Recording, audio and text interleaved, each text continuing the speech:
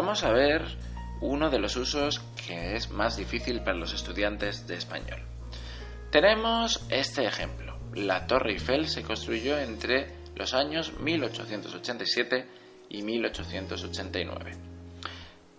Usamos indefinido porque es un proceso que se inicia en 1887 y, como vemos, termina en 1889.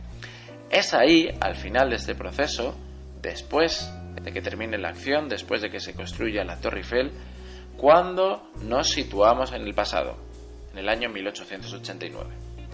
Sin embargo, tenemos este otro ejemplo. En 1888, la Torre Eiffel se construía para la Expo de París. Como veis, nos situamos en 1888, momento en que la Torre Eiffel todavía no está terminada, aún está en construcción, y por tanto no podemos utilizar el indefinido. No es un proceso que se ha terminado. La Torre Eiffel no está terminada, aún se construía en 1888. Esta es la diferencia entre un proceso completo y parte de un proceso.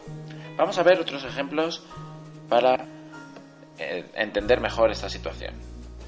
Si hablamos de la duración total de un hecho pasado, utilizamos indefinido porque nos situamos al final de esta acción. Si hablamos de todo el día, 2 meses, 1 año, es un proceso completo que tiene un final. Vamos a ver, por ejemplo, este ejemplo. Estuvo todo el día en el globo aerostático. Vemos este globo que viaja por el aire, que viaja por la ciudad, que inicia su viaje por la mañana. No podemos utilizar el imperfecto porque no es una parte de un proceso, sino que es un proceso con un principio por la mañana y un final. Cuando llega la noche, que vemos que llega en este momento, el globo va a dejar de volar, va a dejar su viaje, se para, termina. Por eso utilizamos el indefinido. Estuvo todo el día. Cuando queremos utilizar el imperfecto, lo hacemos para una parte de ese proceso, no para el proceso completo, sino simplemente para una parte. Tenemos estos 2 ejemplos. Dio la vuelta al mundo en globo en 1 año. Enero empieza el viaje y termina en diciembre. Por eso utilizamos el indefinido. Sin embargo, en abril cruzaba América, una parte de ese viaje. Por eso utilizamos imperfecto.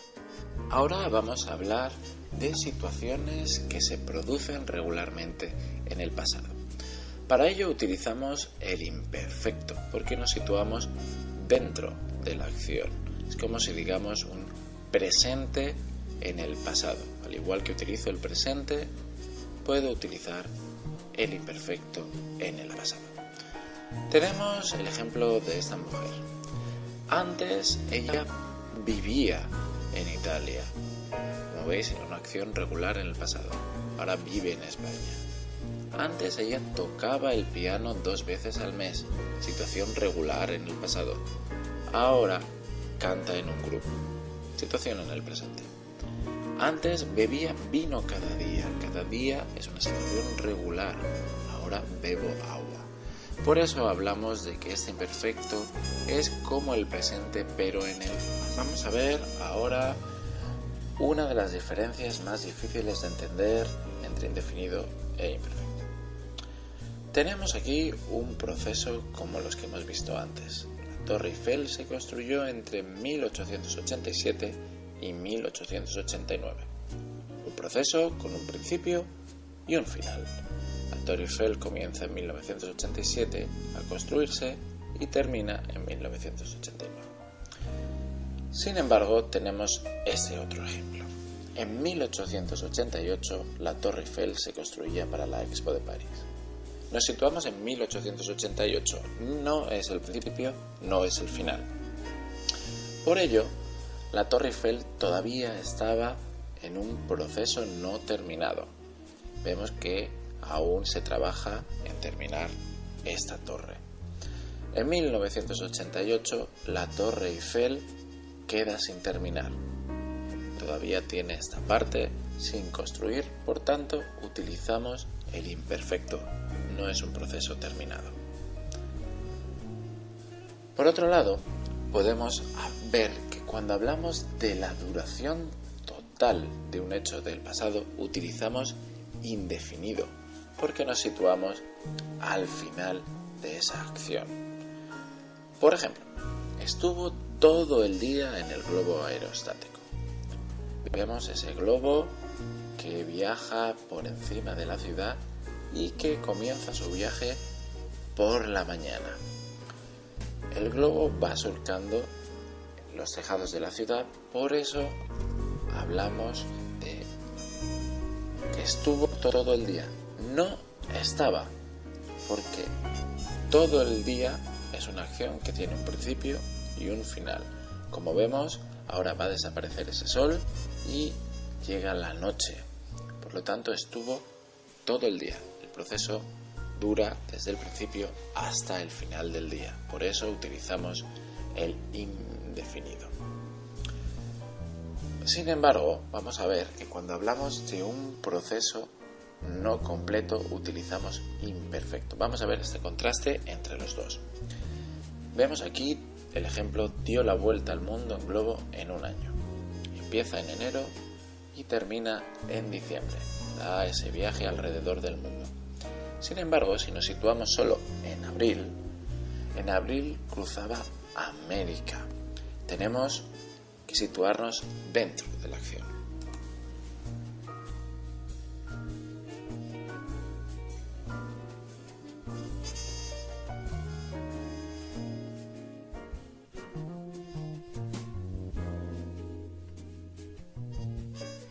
Ahora vamos a hablar de descripciones. Podemos usar los dos tiempos. Indefinido lo usamos cuando hablamos de un proceso que tuvo un principio y un final. Por ejemplo, esta clase de música. Vemos que el tiempo pasa y que el profesor entra y se marcha. La clase de música fue muy aburrida. Tuvo un principio y un final.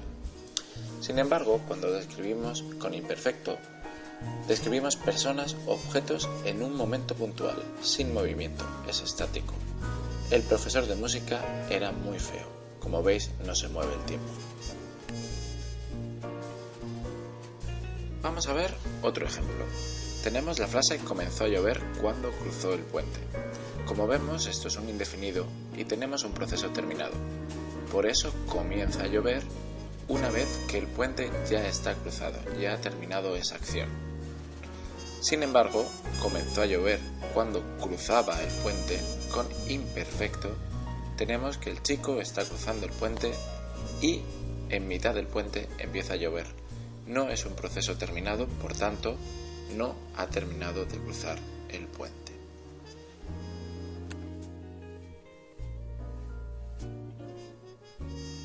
Bienvenidos a este vídeo sobre las diferencias entre el indefinido y el imperfecto.